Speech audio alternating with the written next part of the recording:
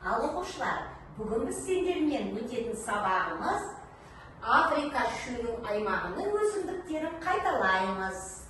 Өткен сабақта біз ол тақырыпты өткенбіз. Ең бірінші величия. Бұл Африканың Намиб, міне қараңдар білесіздер, Намиб шөлінде өсетін, өте сирек кездесетін өсімдік. Величияның сабақтары өте қысқа және жуан болады. Екі ұзын жапырағы. Ол жапырағының ұзындығы 4 метрден 8 метрге дейін жетеді.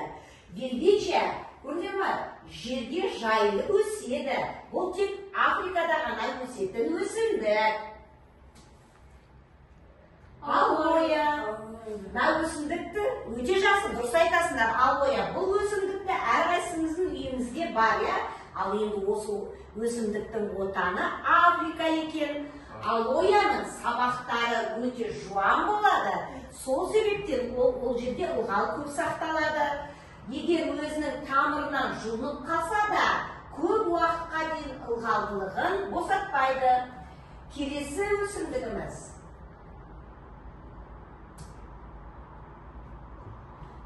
Құрма пальмасы. Құрма пальмасы Африканың солтүстігінде өсетін өсімдік. Бұл өсімдіктің биіктігі 30 метрге дейін болады екен.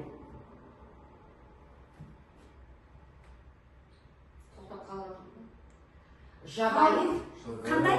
Қарбыз. Өте жақсы, дұрыс айтасыңдар. Бұл жабайы қарбыз. Қарбыздың отаны Африканың оңтүстігіндегі Калахари шөлі. Африкада бұл әлі күнге дейін жабайы түрінде өседі. Жергілікті халық қарбыздың суымен және жануарлары қоректенеді екен. Бізде Қазақстанда бұл жабайы қарбыз мәдени өсімдік түріне жатады. Красула. Оқушылар, красуланың атауы көп. Красула, толстянка, немесе халықта қалай аталады? Ақша гүлі деп аталады. Бұл да Африканың Калахари шөліндегі жабайы түрде өсетін өсімдік. Ал біздің үйлерімізде осындай красула өсе ме, ақша гүлі? Бар, Қазақстанның әр үйінде де осындай красула өседі екен. Енді балалар қараңдаршы, біз айттық жаңа, Африканың шөл аймағындағы өсімдіктер туралы мәлімет қалыптастырдық. Сол бойынша кішкене ойын ойнайық. Бізде қазір сұрақтар беріледі, сол сұрақтарға жауап беретін боламыз, шығып көрсететін боламыз. Жақсы ма? Енді балалар, мұқият тыңдаймыз. Бірінші сұрақ, Намиб тасты шөлінде өсетін ерекше өсімдік қалай аталады еді бізде? Жаңа бізде түсіндіріп айтты ғой. Қайда кім жауап береді? Кім жауап береді? Наргиз, айта ғой. Қайда келе ғой? Келе ғой, көрсете ғой. Не деп аталады? Величия деп аталады, иә? Өте жақсы. Дұрыс па балалар? Тамаша, өте жақсы. Енді келесі сұрақ балалар. Калахари шөлінде өсетін мәңгі жасыл өсімдік қалай аталады еді? Мәңгі жасыл өсімдік. Не деп аталады? Келе ғой. Дұрыстап оқиға? Алоя. Не деп аталады? Алоя деп аталады. Дұрыс, өте жақсы. Келесі сұрақ балалар. Келесі сұрақ бізде. Калахари шөліндегі жергілікті тұрғындар мен жануарлар су орнына пайдаланатын өсімдік қандай еді бізде? Жабайы қарбыз. Қандай еді? Қандай? Дұрыс айтасыңдар. Жабайы қарбыз. Келе ғой. Келесі келе ғой, көрсете ғой. Жабайы қарбыз деп аталады еді.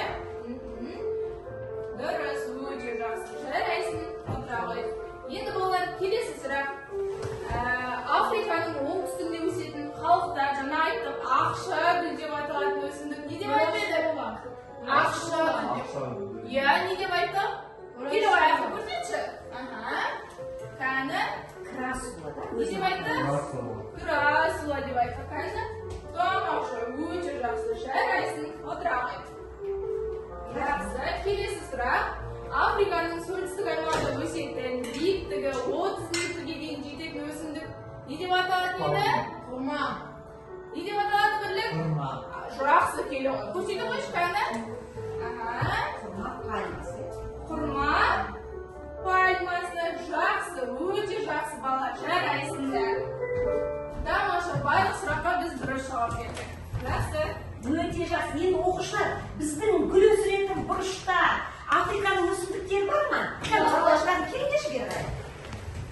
Кім айтады, қандай Африканың қандай гүлдері бар екен бұл жерде? Кім айтады? Қаны? Біліп келе ғой. Қандай? Даусын шығармай. Алоэ. Алоэ, ой, молодец. Алоэ тағы. Кактус.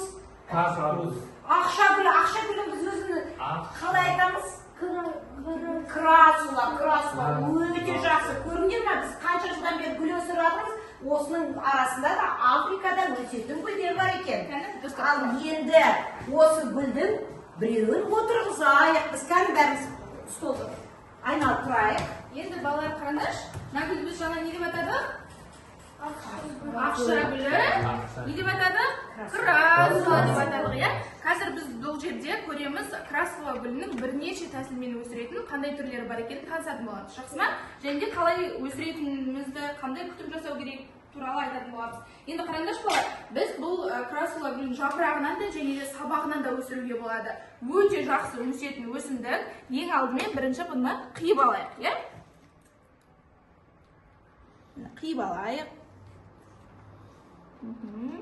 Екінші жағына қиып алайық. Міне жапырақтары қалады, иә? Енді бұлардың балалар біз үшін ең маңыздысы топырағының құнарлы болуы маңызды. Ал топырағының құнарлы болуы үшін біз оны бірнеше тәсілдерін пайдалануға болады. Мынау бізде не деп аталады? Қант. Ал мынау?